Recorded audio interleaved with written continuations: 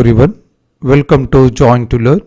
ಇವತ್ತಿನ ಒಂದು ಸೆಷನ್ನಲ್ಲಿ 2024 ಫೆಬ್ರವರಿ 20ರ ಪ್ರಚಲಿತ ಘಟನೆಗಳ ಕುರಿತು ಚರ್ಚೆ ಮಾಡೋಣ.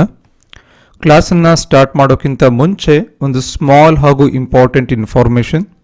ಪ್ರತಿದಿನ ಬೆಳಗ್ಗೆ 9 ಗಂಟೆಗೆ ಜಾಯಿನ್ ಟು ಲರ್ನ್ ಯೂಟ್ಯೂಬ್ನಲ್ಲಿ ಕರೆಂಟ್ ಅಫೇರ್ಸ್ನ ಕ್ಲಾಸ್ ಇರುತ್ತೆ. ಹಾಗೆ ಹಳೆಯ ಕರೆಂಟ್ ಅಫೇರ್ಸ್ನ ಕ್ಲಾಸ್ಗಳನ್ನು ನೋಡೋಕೆ ಕೆಳಗಡೆ ಡಿಸ್ಕ್ರಿಪ್ಷನ್ನಲ್ಲಿ ಪ್ಲೇಲಿಸ್ಟ್ನ ಲಿಂಕನ್ನು ಕೊಡಲಾಗಿದೆ.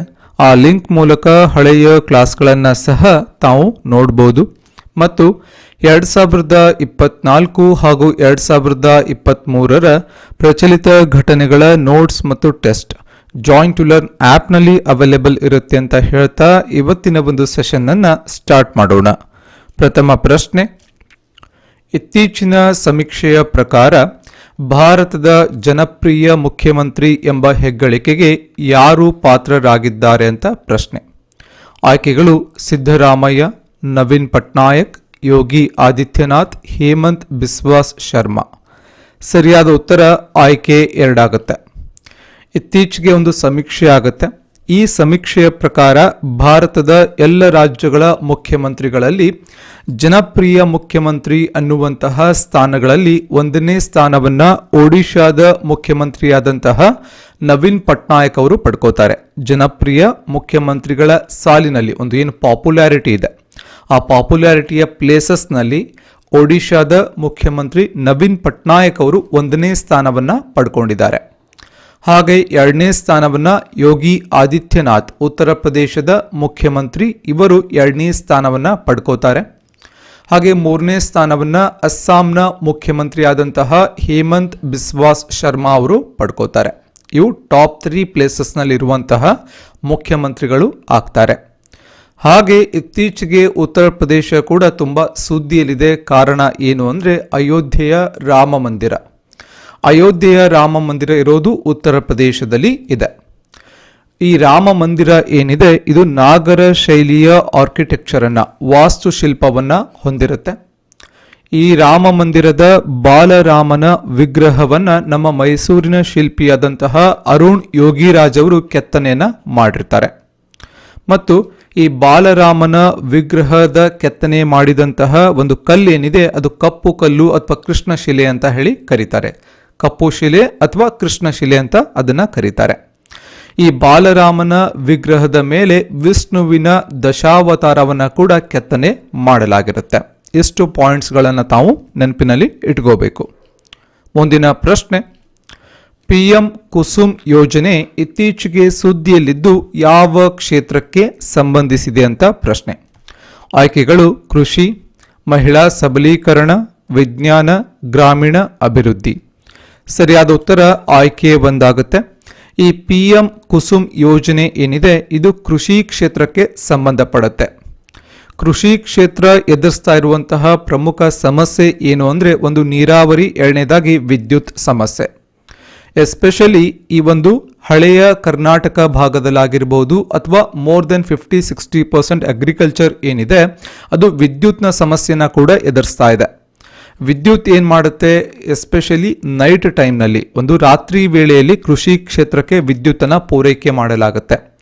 ಈ PM ಕುಸುಮ್ ಯೋಜನೆಯ ಉದ್ದೇಶ ಏನು ಅಂದರೆ ರೈತರ ಪಂಪ್ ಸೆಟ್ಗಳಿಗೆ ಹಗಲಿನ ವೇಳೆ, ಒಂದು ಡೇ ಟೈಮ್ ಹಗಲಿನ ವೇಳೆ ವಿದ್ಯುತ್ ನೀಡುವಂತಹ ಕೇಂದ್ರ ಸರ್ಕಾರ ಪ್ರಾಯೋಜಿತ ಯೋಜನೆ. ನೆನಪಿನಲ್ಲಿ ಇಟ್ಕೋಬೇಕು. PM ಕುಸುಮ್ ಯೋಜನೆ ಯಾವುದಕ್ಕೆ ಸಂಬಂಧಪಡುತ್ತೆ ಅಂತ ಕೂಡ ಕೇಳ್ತಾರೆ. ಯಾವ ಕ್ಷೇತ್ರ ಅಂದರೆ ಕೃಷಿ ಕ್ಷೇತ್ರ. ಕೃಷಿ ಕ್ಷೇತ್ರದಲ್ಲೂ ಸ್ಪೆಸಿಫಿಕ್ ಆಗಿ ಏನದರದ್ದು ರೋಲ್ ಅಂತಂದರೆ ಡೇ ಟೈಮ್ನಲ್ಲಿ, ಹಗಲಿನ ವೇಳೆಯಲ್ಲಿ ಕೃಷಿ ಕ್ಷೇತ್ರದ ರೈತರ ಪಂಪ್ ಸೆಟ್ಗಳಿಗೆ ಡೇ ಟೈಮ್ನಲ್ಲಿ ಕರೆಂಟನ್ನು ಸಪ್ಲೈ ಮಾಡೋದು, ವಿದ್ಯುತ್ತನ್ನು ನೀಡುವಂತಹ ಉದ್ದೇಶವನ್ನು ಹೊಂದಲಾಗಿರುತ್ತೆ. ಇದೊಂದು ಕೇಂದ್ರ ಸರ್ಕಾರದ ಪ್ರಾಯೋಜಿತ ಯೋಜನೆ ಆಗುತ್ತೆ. ಡೇ ಟೈಮ್ನಲ್ಲಿ ಕರೆಂಟ್ ಕೊಡೋದ್ರಿಂದ ಏನಾಗುತ್ತೆ, ಒಂದು ನೈಟ್ ಟೈಮ್ನಲ್ಲಿ ಏನು ರೈತರು ಕಷ್ಟಪಡ್ತಾ ಇದ್ದಾರೆ ಅವರೊಂದು ವಿದ್ಯುತ್ತನ್ನು ಪೂರೈಕೆ ಮಾಡುವಂಥ ಸಂದರ್ಭದಲ್ಲಿ ಆ ಮೂಲಕ ನೀರಾವರಿಯನ್ನು ಒದಗಿಸ್ಕೋಕೆ ಅಥವಾ ನೀರನ್ನು ಕೃಷಿ ಬೆಳೆಗಳಿಗೆ ಕೊಡೋಕೆ ಏನು ಸಮಸ್ಯೆನ ಎದುರಿಸ್ತಾ ಇದ್ದಾರೆ ಅದನ್ನು ಕಡಿಮೆ ಮಾಡೋದು ಇದರ ಉದ್ದೇಶ ಆಗುತ್ತೆ. ಇನ್ನು ಕೃಷಿ ಕ್ಷೇತ್ರಕ್ಕೆ ಸಂಬಂಧಪಟ್ಟಂತೆ ಇನ್ನೂ 2 ಪ್ರಮುಖ ಯೋಜನೆಗಳು ಕೇಂದ್ರ ಸರ್ಕಾರದ ಯಾವುದು ಅಂದರೆ ಪ್ರಧಾನಮಂತ್ರಿ ಕೃಷಿ ಸಿಂಚಾಯಿ ಯೋಜನಾ. ಪ್ರಧಾನಮಂತ್ರಿ ಕೃಷಿ ಸಿಂಚಾಯಿ ಯೋಜನಾ ಇದು ಯಾವುದಕ್ಕೆ ಸಂಬಂಧಪಡುತ್ತೆ ಅಂತಂದ್ರೆ ಕೃಷಿ ಕ್ಷೇತ್ರದಲ್ಲಿ ನೀರಾವರಿಗೆ ಸಂಬಂಧಪಡುತ್ತೆ. ಸೊ ನೀರಾವರಿ, ಸೊ ಇಲ್ಲಿ ಪ್ರತಿಯೊಂದು ಒಂದು ಕ್ರಾಪ್ ಏನಿರುತ್ತೆ ಪ್ರತಿ ಬೆಳೆಗೆ ಒಂದು ನೀರನ್ನು ಒದಗಿಸೋದು, ಪರ್ ಡ್ರಾಪ್ ಮೋರ್ ಕ್ರಾಪ್ ಅನ್ನುವಂತಹ ಕಾನ್ಸೆಪ್ಟ್ ಅನ್ನ ಈ ಕೃಷಿ ಸಿಂಚಾಯಿ ಯೋಜನೆ ಸಂಬಂಧಪಡುತ್ತೆ. ಇನ್ನೊಂದು ಫಸಲ್ ಬಿಮಾ ಯೋಜನಾ, ಪ್ರಧಾನಮಂತ್ರಿ ಫಸಲ್ ಬಿಮಾ ಯೋಜನಾ ಇದು ಕೃಷಿ ಬೆಳೆಗೆ ಒಂದು ಬೆಳೆ ವಿಮಾಗೆ ಸಂಬಂಧಪಡುತ್ತೆ, ಬೆಳೆಗೆ ಒಂದು ವಿಮೆಯನ್ನ ಮಾಡೋದಕ್ಕೆ ಸಂಬಂಧಪಡುತ್ತೆ. ಎಷ್ಟು ಕೇಂದ್ರ ಸರ್ಕಾರದ ಪ್ರಮುಖ ಪ್ರಾಯೋಜಿತ ಅಂದ್ರೇನು ಕೃಷಿಗೆ ಸಂಬಂಧಪಟ್ಟಂತಹ ಒಂದು ಯೋಜನೆಗಳು ಆಗತ್ತೆ. ಮುಂದಿನ ಪ್ರಶ್ನೆ, ಟೆಸ್ಟ್ ಪಂದ್ಯದಲ್ಲಿ ಅತಿ ಹೆಚ್ಚು ಸಿಕ್ಸರ್ ಬಾರಿಸಿ ವಿಶ್ವ ದಾಖಲೆ ನಿರ್ಮಿಸಿದ ತಂಡ ಯಾವುದು ಅಂತ. ಆಯ್ಕೆಗಳು ಇಂಗ್ಲೆಂಡ್, ಭಾರತ, ಆಸ್ಟ್ರೇಲಿಯಾ, ದಕ್ಷಿಣ ಆಫ್ರಿಕಾ. ಸರಿಯಾದ ಉತ್ತರ ಆಯ್ಕೆ 2 ಆಗುತ್ತೆ. ಭಾರತದ ಏನು ಕ್ರಿಕೆಟ್ ತಂಡ ಏನಿದೆ ಅದು ಟೆಸ್ಟ್ ಪಂದ್ಯ ಒಂದರಲ್ಲಿ ಅತಿ ಹೆಚ್ಚು ಸಿಕ್ಸರ್ ಅನ್ನ ಸಿಡಿಸಿದಂತಹ ದಾಖಲೆ ಮಾಡಿದೆ. ಇಂಗ್ಲೆಂಡ್ ವಿರುದ್ಧ ಈ ಒಂದು ದಾಖಲೆಯನ್ನ ಮಾಡಿರುತ್ತೆ. ಸೊ ಒಂದೇ ಒಂದು ಟೆಸ್ಟ್ ಪಂದ್ಯದಲ್ಲಿ 28 ಸಿಕ್ಸರ್ ಅನ್ನ ಭಾರತ ತಂಡ ಸಿಡಿಸಿರುತ್ತೆ, ಸಾಧನೆ ಮಾಡಿರುತ್ತೆ 28 ಸಿಕ್ಸರ್ ಅನ್ನ. ಅದೇ ರೀತಿ ಟೆಸ್ಟ್ ಸರಣಿಯಲ್ಲೂ ಕೂಡ ಭಾರತದ ಕ್ರಿಕೆಟ್ ತಂಡ ಈ ಒಂದು ಸಾಧನೆನ ಹೊಂದಿರುತ್ತೆ, ಅತಿ ಹೆಚ್ಚು ಸಿಕ್ಸರ್ಗಳನ್ನು ಸಿಡಿಸಿದಂತಹ ತಂಡ. ಎಷ್ಟು ಅಂದರೆ 48 ಸಿಕ್ಸರ್ಗಳನ್ನು ಟೆಸ್ಟ್ ಒಂದು ಟೂರ್ನಾಮೆಂಟಲ್ಲಿ ಟೆಸ್ಟ್ ಸರಣಿಯಲ್ಲಿ ಮಾಡ್ತಾ ಇದೆ. ಅದು ಕೂಡ ಇಂಗ್ಲೆಂಡ್ ವಿರುದ್ಧ ಈ ಸಾಧನೆಯನ್ನು ಮಾಡಿರುತ್ತೆ. 2ನೇ ಸ್ಥಾನದಲ್ಲಿ ಇಂಗ್ಲೆಂಡ್ ಬರುತ್ತೆ. ಇಂಗ್ಲೆಂಡ್ ಕೂಡ 43 ಒಂದು ಸಿಕ್ಸರ್ಸ್ಗಳನ್ನು ಸಿಡಿಸಿರುತ್ತೆ, ಅದು 2ನೇ ಸ್ಥಾನದಲ್ಲಿ ಬರುತ್ತೆ ಟೆಸ್ಟ್ ಸರಣಿಯಲ್ಲಿ. ಅದೇ ರೀತಿ 3ನೇ ಸ್ಥಾನದಲ್ಲಿ ಆಸ್ಟ್ರೇಲಿಯಾ ಬರುತ್ತೆ, ಅದು ಟೆಸ್ಟ್ ಸರಣಿಯಲ್ಲಿ 40 ಸಿಕ್ಸರ್ಸ್ಗಳನ್ನು ಸಿಡಿಸಿರುತ್ತೆ. ಇನ್ನು ಕ್ರಿಕೆಟ್ಗೆ ಸಂಬಂಧಪಟ್ಟಂತೆ ಅಂಡರ್-19 ವರ್ಲ್ಡ್ ಕಪ್ ಕಿರಿಯರ ವಿಶ್ವಕಪ್ ರೀಸೆಂಟ್ ಆಗಿ ಮುಕ್ತಾಯ ಆಯಿತು. ಎಲ್ಲಿ ಅಂದರೆ ದಕ್ಷಿಣ ಆಫ್ರಿಕಾದಲ್ಲಿ ರೀಸೆಂಟ್ ಆಗಿ ಅಂಡರ್-19 ಕಿರಿಯರ ವಿಶ್ವಕಪ್ ಪುರುಷರ ಒಂದು ವಿಶ್ವಕಪ್ ಒಂದು ಮುಕ್ತಾಯ ಆಗಿರುತ್ತೆ. ಈ ಒಂದು ವಿಶ್ವಕಪ್ ಅನ್ನ ಆಸ್ಟ್ರೇಲಿಯಾ ತಂಡ ಗೆದ್ದಿರುತ್ತೆ. ಯಾರ ವಿರುದ್ಧ ಅಂದರೆ ಫೈನಲ್ನಲ್ಲಿ ಭಾರತದ ವಿರುದ್ಧ ಈ ಪ್ರಶಸ್ತಿಯನ್ನ ಗೆದ್ದಿರುತ್ತೆ. ಇನ್ನು ಕ್ರಿಕೆಟ್ಗೆ ಸಂಬಂಧಪಟ್ಟಂತೆ ICC ಪ್ರತಿ ವರ್ಷ ಕೂಡ ಒಂದು ಲಿಸ್ಟ್ ಅನ್ನ ಬಿಡುಗಡೆ ಮಾಡುತ್ತೆ. ಈ ವರ್ಷ ಕೂಡ ICCಯ ಒಂದು ವರ್ಷದ ಟೆಸ್ಟ್ ತಂಡದ ನಾಯಕ ಅಂತ ಹೇಳಿ ಆಸ್ಟ್ರೇಲಿಯಾದ ಪ್ಯಾಟ್ ಕಮಿನ್ಸ್ ಅವರನ್ನ ಆಯ್ಕೆ ಮಾಡಿರುತ್ತೆ. ಹಾಗೆ ICC ಪುರುಷರ ಕ್ರಿಕೆಟ್ ತಂಡದ ನಾಯಕ ಅಂತ ಹೇಳಿ ಒಂದು ರೋಹಿತ್ ಶರ್ಮಾ ಅವರನ್ನ ಆಯ್ಕೆ ಮಾಡಿರುತ್ತೆ. ಹಾಗೆ ICC T20 ತಂಡದ ನಾಯಕ ಒಂದು ಅಂತ ಹೇಳಿ ಸೂರ್ಯಕುಮಾರ್ ಯಾದವ್ ಅವರನ್ನ ಆಯ್ಕೆ ಮಾಡಿರುತ್ತೆ. ಈ ಎಲ್ಲಾ ಪಾಯಿಂಟ್ಸ್ಗಳನ್ನ ಡೇ ಬೈ ಡೇ ನಾವು ಕರೆಂಟ್ ಅಫೇರ್ಸ್ ಅಲ್ಲಿ ಕವರ್ ಮಾಡಿರ್ತೀವಿ. ಎಲ್ಲಾದ್ರೂ ಲಿಂಕ್ ಇತ್ತು ಅಂದ್ರೆ ಇಲ್ಲಿ ಎಕ್ಸ್ಪ್ಲೇನ್ ಮಾಡಿರ್ತೀವಿ. ಆ ಕಾರಣಕ್ಕಾಗಿ ನೀವೇನ್ ಮಾಡಬೇಕು, ಹಳೆಯ ಕರೆಂಟ್ ಅಫೇರ್ಸ್ ಅನ್ನ ಕೂಡ ತಾವು ಅಪ್ಡೇಟ್ ಮಾಡ್ಕೋಬೇಕು. ಕೆಳಗಡೆ ಡಿಸ್ಕ್ರಿಪ್ಷನ್ ಅಲ್ಲಿ ಹಳೆಯ ಕ್ಲಾಸ್ಗಳನ್ನ ನೋಡೋಕೆ ಲಿಂಕ್ ಅನ್ನ ಕೊಡಲಾಗಿದೆ. ಸೊ ಒಂದೇ ಕಡೆ ಸಿಕ್ಬಿಡುತ್ತೆ ತಮಗೆ ಎಲ್ಲಾ ಕ್ಲಾಸಸ್ಗಳು. ಸೊ 1 by 1 ತಾವು ಅಪ್ಡೇಟ್ ಮಾಡ್ತಾ ಹೋದ್ರೆ ನಿಮಗೆ ಕಷ್ಟ ಆಗೋದಿಲ್ಲ. ಹಾಗಾಗಿ ಇಲ್ಲಿ ಜಸ್ಟ್ ಫಾರ್ ರಿವಿಷನ್ಗೆ ಕೆಲವೊಂದು ಪಾಯಿಂಟ್ಸ್ಗಳನ್ನು ನಾವಿಲ್ಲಿ ರಿಪೀಟ್ ಮಾಡಿದ್ದೀವಿ. ಮುಂದಿನ ಪ್ರಶ್ನೆ, ಬೇವಿನ ಶೃಂಗಸಭೆ ಮತ್ತು ಜಾಗತಿಕ ಬೇವಿನ ವ್ಯಾಪಾರ ಮೇಳ ಇತ್ತೀಚೆಗೆ ಎಲ್ಲಿ ನಡೆಯಿತು ಅಂತ ಪ್ರಶ್ನೆ. ಆಯ್ಕೆಗಳು ಉತ್ತರ ಪ್ರದೇಶ, ನವದೆಹಲಿ, ಹೈದರಾಬಾದ್, ಬೆಂಗಳೂರು. ಸರಿಯಾದ ಉತ್ತರ ಆಯ್ಕೆ 2 ಆಗುತ್ತೆ. ನವದೆಹಲಿಯಲ್ಲಿ ಬೇವಿನ ಶೃಂಗಸಭೆ ಮತ್ತು ಜಾಗತಿಕ ಬೇವಿನ ವ್ಯಾಪಾರ ಮೇಳ ನಡೀತು. ಬೇವು ಅಜಾಡಿಕ್ಟಾ ಇಂಡಿಕಾ ಅಂತ ಹೇಳಿ ನಾವು ಸೈಂಟಿಫಿಕ್ ನೇಮ್ ಅದರದ್ದು, ಇಂಗ್ಲಿಷ್ನಲ್ಲಿ ನೀಮ್ ಅಂತ ಕರಿತೀವಿ ಬೇವಿಗೆ. ಅಜಾಡಿಕ್ಟಾ ಇಂಡಿಕಾ ಸೈಂಟಿಫಿಕ್ ನೇಮ್ ಆಗುತ್ತೆ. ಕೆಲವೊಂದು ಬಾರಿ ಎಕ್ಸಾಮ್ಸ್ಗಳಲ್ಲಿ ಸೈಂಟಿಫಿಕ್ ನೇಮ್ ಅನ್ನು ಕೇಳ್ತಾರೆ. ರೈಸ್ ಸೈಂಟಿಫಿಕ್ ಏನು, ಅದರ ಒಂದು ವೈಜ್ಞಾನಿಕ ಹೆಸರೇನು, ಈ ರೀತಿ ಕೆಲವೊಂದು ಸಲ ಎಕ್ಸಾಮ್ಸ್ಗಳಲ್ಲಿ ಸೈನ್ಸ್ ಆ್ಯಂಡ್ ಟೆಕ್ನಾಲಜಿ ಸೆಕ್ಷನ್ ಅಂಡರಲ್ಲಿ ಕೇಳ್ತಾ ಇರ್ತಾರೆ. ಅದನ್ನು ಕೂಡ ತಾವು ಅಬ್ಸರ್ವ್ ಮಾಡಬೇಕು. ಮುಂದಿನ ಪ್ರಶ್ನೆ, ಇಂಡಸ್ ಎಕ್ಸ್ ಶೃಂಗಸಭೆ ಇತ್ತೀಚೆಗೆ ಎಲ್ಲಿ ನಡೆಯಿತು ಅಂತ ಪ್ರಶ್ನೆ. ಆಯ್ಕೆಗಳು ನವದೆಹಲಿ, ಬೆಂಗಳೂರು, ವಿಶಾಖಪಟ್ಟಣ, ಹೈದರಾಬಾದ್. ಸರಿಯಾದ ಉತ್ತರ ಆಯ್ಕೆ 1 ಆಗುತ್ತೆ. ಇದು ಕೂಡ ನವದೆಹಲಿಯಲ್ಲಿ ನಡೆಯುತ್ತೆ. ಇಂಡಸ್ ಎಕ್ಸ್ ಶೃಂಗಸಭೆ ನವದೆಹಲಿಯಲ್ಲಿ ನಡೆಯುತ್ತೆ. 2023ರಿಂದ ಇದನ್ನ ನಡೆಸ್ತಾ ಇದ್ದಾರೆ. ಇದರ ಉದ್ದೇಶ ಏನು ಅಂದ್ರೆ ಭಾರತ ಮತ್ತು ಅಮೆರಿಕದ ನಡುವೆ ಒಂದು ರಕ್ಷಣಾ ಆವಿಷ್ಕಾರದಲ್ಲಿ ದ್ವಿಪಕ್ಷೀಯ ಸಂಬಂಧವನ್ನ ವಿಸ್ತರಣೆ ಮಾಡೋದು ಇದರ ಉದ್ದೇಶ ಆಗುತ್ತೆ. ಏಷ್ಯಾ ಬ್ಯಾಡ್ಮಿಂಟನ್ ಟೀಮ್ ಚಾಂಪಿಯನ್ಶಿಪ್ನಲ್ಲಿ ಯಾವ ತಂಡ ಇತ್ತೀಚೆಗೆ ಪ್ರಶಸ್ತಿಯನ್ನ ಜಯಿಸಿದೆ ಅಂತ ಪ್ರಶ್ನೆ. ಆಯ್ಕೆಗಳು ಭಾರತ, ಥಾಯ್ಲೆಂಡ್, ಚೀನಾ, ಮಲೇಷಿಯಾ. ಸರಿಯಾದ ಉತ್ತರ ಆಯ್ಕೆ 1 ಆಗುತ್ತೆ. ಭಾರತದ ತಂಡ ಏನಿದೆ ಏಷ್ಯಾ ಬ್ಯಾಡ್ಮಿಂಟನ್ ಟೀಮ್ ಚಾಂಪಿಯನ್ಶಿಪ್ನಲ್ಲಿ ಒಂದು ಪ್ರಶಸ್ತಿಯನ್ನು ಪಡ್ಕೊಂಡಿರುತ್ತೆ. ಸೊ ಫೈನಲ್ನಲ್ಲಿ ಥಾಯ್ಲೆಂಡ್ ವಿರುದ್ಧ ಪ್ರಶಸ್ತಿನ ಪಡ್ಕೊಂಡಿರುತ್ತೆ. ಎಕ್ಸಾಮ್ನಲ್ಲಿ ಏನು ಕೇಳ್ತಾ ಇದ್ದಾರೆ ಕೆಲವೊಂದು ಬಾರಿ ಅಂತಂದರೆ, ಪ್ರಶಸ್ತಿ ಯಾವ ತಂಡ ಗೆದ್ದಿದೆ ಅಂತ ಎಲ್ರಿಗೂ ಕೂಡ ಗೊತ್ತಿರುತ್ತೆ, ಬಟ್ ಯಾರ ವಿರುದ್ಧ ಗೆದ್ದರೂ ಕೂಡ ನೆನಪಿಟ್ಕೋಬೇಕು. ಯಾಕಂದರೆ ಕೆಲವೊಂದು ಬಾರಿ ಎಕ್ಸಾಮ್ನಲ್ಲಿ ಅದನ್ನೇ ಕೇಳಿದ್ದಾರೆ, ಯಾರ ವಿರುದ್ಧ ಪ್ರಶಸ್ತಿಯನ್ನು ಗೆದ್ದರು ಅದು ಕೂಡ ಕೇಳ್ತಾರೆ. ಯಾಕಂದರೆ ಸ್ವಲ್ಪ ಕನ್ಫ್ಯೂಸನ್ನು ಮಾಡೋಕೆ ಅಥವಾ ಎಕ್ಸಾಮಿನರ್ ಏನು ಮಾಡ್ತಾರೆ, ಟ್ರಿಕ್ಕಿ ಮಾಡೋಕೆ ಕೇಳ್ತಾರೆ. ಸೊ ಯಾರು ಗೆದ್ದರು ಗೊತ್ತಿದೆ, ಬಟ್ ಯಾರು ವಿರುದ್ಧ ಗೆದ್ದರು ಅದು ಕೂಡ ಇಂಪಾರ್ಟೆಂಟ್ ಆಗುತ್ತೆ. ಥಾಯ್ಲೆಂಡ್ ವಿರುದ್ಧ ಗೆದ್ದಿದ್ದಾರೆ ಯಾರು, ಭಾರತ ಈ ಒಂದು ಪ್ರಶಸ್ತಿಯನ್ನು ಗೆದ್ದಿರುತ್ತೆ. ಇನ್ನು ಪಿ ವಿ ಸಿಂಧು ಅವರು ಈ ತಂಡದ ನಾಯಕತ್ವವನ್ನು ವಹಿಸಿಕೊಂಡಿದ್ದರು. ಪಿ ವಿ ಸಿಂಧು ಅವರು 2 ಪ್ರಮುಖ ಸಾಧನೆಗಳು ಏನು ಅಂತಂದರೆ ಒಲಿಂಪಿಕ್ ಸಾಧನೆಗಳು. 2016ರಲ್ಲಿ ರಿಯೋ ಡಿ ಜನೈರೋದಲ್ಲಿ ನಡೆದಂತಹ ಒಲಿಂಪಿಕ್ಸ್ನಲ್ಲಿ ಪಿ ವಿ ಸಿಂಧು ಅವರು ಬ್ಯಾಡ್ಮಿಂಟನ್ ಸಿಂಗಲ್ಸ್ನಲ್ಲಿ ಬೆಳ್ಳಿ ಪದಕವನ್ನು ಸಾಧನೆ ಮಾಡ್ತಾರೆ, ಬೆಳ್ಳಿ ಪದಕವನ್ನು ಜಯಿಸ್ತಾರೆ.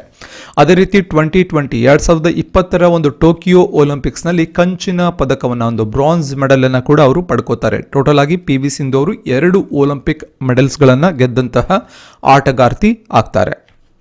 ಮುಂದಿನ ಪ್ರಶ್ನೆ, ಮೈಕ್ ಪ್ರೊಕ್ಟರ್ ಇತ್ತೀಚೆಗೆ ನಿಧನ ಹೊಂದಿದ್ದು ಇವರು ಯಾವ ಕ್ರೀಡೆಗೆ ಸಂಬಂಧಿಸಿದ್ದಾರೆ ಅಂತ ಪ್ರಶ್ನೆ.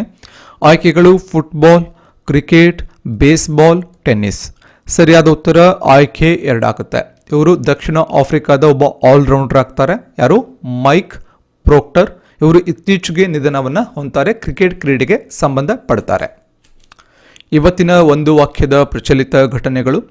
ಅಂತಾರಾಷ್ಟ್ರೀಯ ವಿಶೇಷ ಚೇತನ ಕ್ರೀಡಾಪಟು ಪದ್ಮಶ್ರೀ ಮಾಲತಿ ಹೊಳ್ಳ ಮತ್ತು ಸಾಹಿತಿ ಪ್ರಮೀಳಾ ಮಾಧವ್ ಅವರನ್ನು 2024ನೇ ಸಾಲಿನ ಉಳ್ಳಾಲ್ ವೀರರಾಣಿ ಅಬ್ಬಕ್ಕ ಪ್ರಶಸ್ತಿಗೆ ಆಯ್ಕೆ ಮಾಡಲಾಗಿರುತ್ತೆ. ಕೇಳ್ತಾರೆ, ಯಾರಿಗೆ ಉಳ್ಳಾಲ್ ವೀರರಾಣಿ ಅಬ್ಬಕ್ಕ ಪ್ರಶಸ್ತಿಯನ್ನು ಕೊಟ್ಟಿದ್ದಾರೆ? ಇಬ್ಬರಿಗೆ ಕೊಡ್ತಾರೆ. ಅಂತಾರಾಷ್ಟ್ರೀಯ ವಿಶೇಷ ಚೇತನ ಕ್ರೀಡಾಪಟು ಪದ್ಮಶ್ರೀ ಮಾಲತಿ ಹೊಳ್ಳ ಮತ್ತು ಹಿರಿಯ ಸಾಹಿತಿ ಪ್ರಮೀಳಾ ಮಾಧವ್. ಇನ್ನು 2047ರ ವೇಳೆಗೆ ಅಥವಾ ಆ ಒಂದು ಟೈಮ್ನ ಒಳಗಡೆ ಭಾರತವನ್ನು $35 ಟ್ರಿಲಿಯನ್ ಆರ್ಥಿಕ ಶಕ್ತಿಯನ್ನಾಗಿ ಮಾಡುವಂತಹ ಗುರಿಯನ್ನು ಹಾಕಿಕೊಳ್ಳಲಾಗಿರುತ್ತೆ.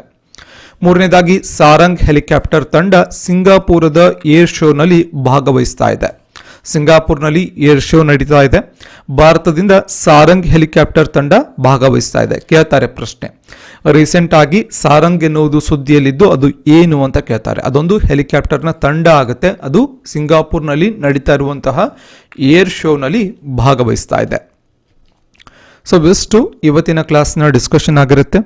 ಕ್ಲಾಸ್ ಇಷ್ಟ ಆದರೆ ಒಂದು ಲೈಕ್ ಮಾಡಿ, ಈ ನಾಲೆಡ್ಜನ್ನು ನಿಮ್ಮ ಫ್ರೆಂಡ್ಸ್ ಜೊತೆ ಕೂಡ ಶೇರ್ ಮಾಡ್ಕೊಳ್ಳಿ. ಹಾಗೆ ನೀವಿನ್ನು ಜಾಯಿನ್ ಟು ಲರ್ನ್ ಯೂಟ್ಯೂಬನ್ನು ಸಬ್ಸ್ಕ್ರೈಬ್ ಮಾಡ್ಕೊಂಡಿರಲಿಲ್ಲ ಅಂದರೆ ಸಬ್ಸ್ಕ್ರೈಬ್ ಮಾಡ್ಕೊಳ್ಳಿ. ಹಾಗೆ ಜಾಯಿನ್ ಟು ಲರ್ನ್ನ ಟೆಲಿಗ್ರಾಮ್ ಚಾನಲ್ ಕೂಡ ಇದೆ, ಟೆಲಿಗ್ರಾಮಲ್ಲೂ ಕೂಡ ಜಾಯಿನ್ ಟು ಲರ್ನ್ನ ಫಾಲೋ ಮಾಡಿ. ಹಾಗೆ ಪ್ರತಿದಿನ ಒಂದು ಹಳೆಯ ಕರೆಂಟ್ ಅಫೇರ್ಸ್ ಕ್ಲಾಸಸ್ಸನ್ನು ಕೂಡ ತಾವು ನೋಡ್ಕೋಬೋದು, ಕೆಳಗಡೆ ಡಿಸ್ಕ್ರಿಪ್ಷನಲ್ಲಿ ಲಿಂಕ್ ಇರುತ್ತೆ. ಮತ್ತು 2024 ಹಾಗೂ 2023 2 ವರ್ಷದ ಪ್ರಚಲಿತ ಘಟನೆಗಳ ಒಂದು ನೋಟ್ಸ್ ಮತ್ತು ಟೆಸ್ಟ್ ಜಾಯಿನ್ ಟು ಲರ್ನ್ ಆ್ಯಪ್ನಲ್ಲಿ ಅವೈಲೇಬಲ್ ಇರುತ್ತೆ ಮತ್ತು ಜಾಯಿನ್ ಟು ಲರ್ನ್ನ ವೆಬ್ಸೈಟ್ನಲ್ಲೂ ಕೂಡ ಅವೈಲೇಬಲ್ ಇರುತ್ತೆ. ಸೊ ಈ ಟೆಸ್ಟ್ ಮುಖಾಂತರ ನೀವು ಆಲ್ ಕರ್ನಾಟಕದಲ್ಲಿ ತಮ್ಮ ರ್ಯಾಂಕನ್ನು ಕೂಡ ತಾವು ಚೆಕ್ ಮಾಡ್ಕೋಬೋದು ಮತ್ತು ಕ್ವಿಕ್ ಆಗಿ ಕೂಡ ತಾವು ರಿವಿಷನ್ ಮಾಡ್ಬೋದು. 2 ವರ್ಷದ ಪ್ರಚಲಿತ ಘಟನೆಗಳ ನೋಟ್ಸ್ ಮತ್ತು ಟೆಸ್ಟ್ ನಿಮಗೆ $250 ಈ ಒಂದು ಕೋರ್ಸ್ ಮುಖಾಂತರ ಅವೈಲೇಬಲ್ ಇರುತ್ತೆ. ಕನ್ನಡ ಮಾಧ್ಯಮದಲ್ಲೂ ಅವೈಲೇಬಲ್ ಇರುತ್ತೆ ಮತ್ತು ಇಂಗ್ಲಿಷ್ ಮಾಧ್ಯಮದಲ್ಲೂ ಅವೈಲೇಬಲ್ ಇರುತ್ತೆ. ಸೊ ಆ್ಯಪ್ನ ಲಿಂಕನ್ನು ಮತ್ತು ವೆಬ್ಸೈಟ್ನ ಲಿಂಕನ್ನು ಕೆಳಗಡೆ ಡಿಸ್ಕ್ರಿಪ್ಷನಲ್ಲಿ ಕೊಡಲಾಗಿರುತ್ತೆ. ಮತ್ತು ಈ ಒಂದು KS ಮೇನ್ಸ್ಗೆ ಸಂಬಂಧಪಟ್ಟಂತೆ, KS ಮುಖ್ಯ ಪರೀಕ್ಷೆಗೆ ಸಂಬಂಧಪಟ್ಟಂತೆ ಎಲ್ಲ ಹಳೆಯ ಪ್ರಶ್ನೆ ಪತ್ರಿಕೆಗಳ ಒಂದು ಚರ್ಚೆ ಏನಿರುತ್ತೆ, KS ಮುಖ್ಯ ಪರೀಕ್ಷೆಯ ಒಂದು ಉತ್ತರಗಳು ಮತ್ತು ಪ್ರಶ್ನೋತ್ತರ ಚರ್ಚಾ ಮೇಳ ಏನಿರುತ್ತೆ ಅದು ಜಾಯಿನ್ ಟು ಲರ್ನ್ ಯೂಟ್ಯೂಬ್ನಲ್ಲೂ ನಡೆಯುತ್ತೆ ಮತ್ತು ಜಾಯಿನ್ ಟು ಲರ್ನ್ ಆ್ಯಪ್ನಲ್ಲೂ ನಡೆಯುತ್ತೆ.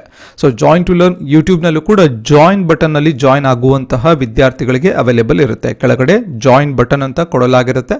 ಸೊ ನೀವು ಜಾಯಿನ್ ಆದ್ರಿ ಅಂತಂದರೆ ನಿಮಗೆ ಮಾತ್ರ ಸ್ಪೆಸಿಫಿಕ್ ಆಗಿ ಕ್ಲಾಸ್ಗಳು ಓಪನ್ ಆಗುತ್ತೆ. ಏನು KS ಮೇನ್ಸ್ ಹಳೆಯ ಪ್ರಶ್ನೆ ಪತ್ರಿಕೆಗಳು ಏನೇನಿದೆ ಎಲ್ಲ ಪ್ರಶ್ನೆ ಪತ್ರಿಕೆಗಳು ಎಲ್ಲ 4 ಪೇಪರ್ಗಳು GS 1, 2, 3, 4 ಎಲ್ಲ 4 ಪೇಪರ್ಗಳ ಒಂದು ಚರ್ಚೆ ಇರುತ್ತೆ ವಿತ್ ಮ್ಯಾಪ್ ವಿತ್ ಒಂದು ಡೀಟೇಲ್ ಅನಲೈಸಿಸ್ ಕೂಡ ಅವೈಲೇಬಲ್ ಇರುತ್ತೆ. ಕೆಳಗಡೆ ಜಾಯಿನ್ ಬಟನ್ ಇದೆ, ಸಬ್ಸ್ಕ್ರೈಬ್ ಬಟನ್ ಇದೆ. ಸೊ ಜಾಯಿನ್ ಬಟನ್ ಮೂಲಕ ತಾವು ಜಾಯಿನ್ ಆಗ್ಬಹುದು ಅಂತ ಹೇಳ್ತಾ ಮತ್ತೆ ಮುಂದಿನ ಸೆಷನ್ನಲ್ಲಿ ಮತ್ತೊಂದು ವಿಷಯದ ಕುರಿತು ಮಾತನಾಡೋಣ. ಧನ್ಯವಾದಗಳು.